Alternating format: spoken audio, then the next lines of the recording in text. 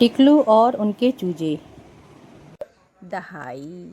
तो चलिए अब हम पढ़ते हैं। इसमें हमारी बहुत अच्छी अच्छी सी कहानियाँ हैं, छोटी छोटी कहानी है लेकिन बहुत मज़ेदार कहानी भी है इस चैप्टर में, और पढ़ाई भी है। 10-10 में गिनो।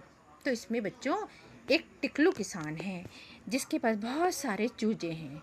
अब चूजे तो तुम्हें पता ही है ना, मुर्गी के जो बच्चे होते हैं अंडों से निकलते हैं उनको चूजे बोलते हैं।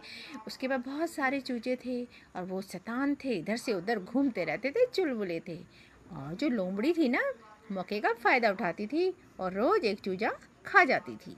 जब टिकलू को लगा कि मेरे चूजों की संख्या कम हो रही है तो उसने क्या करा, लोमड़ी से पूछा, क्या तुम खा जाती हो मेरे चूजे?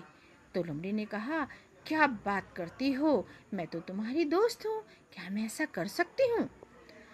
तो लेकिन जो टिकलू थी उसके मन में एक शंका थी कि ज़रूर यही करती होगी, लेकिन फिर भी उसने कहा कि मैं सुबह शाम को चूजों को गिनूंगी, और क्योंकि ये इधर उधर घूमते रहते हैं तो इसको कैसे गिने, सबको तो एक साथ गिन नहीं सकते हम।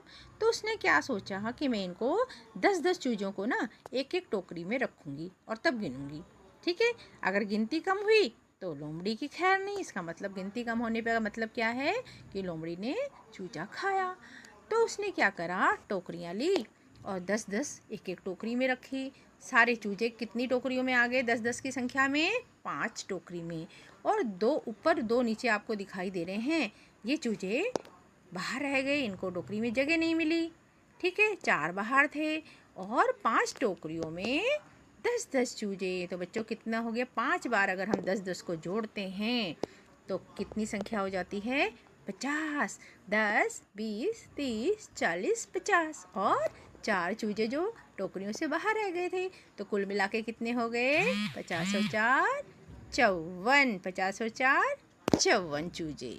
अब क्या हुआ बच्चों, सुबह तो टिकलू ने गिन लिए लेकिन शाम को फिर उसने गिनती शुरू करी।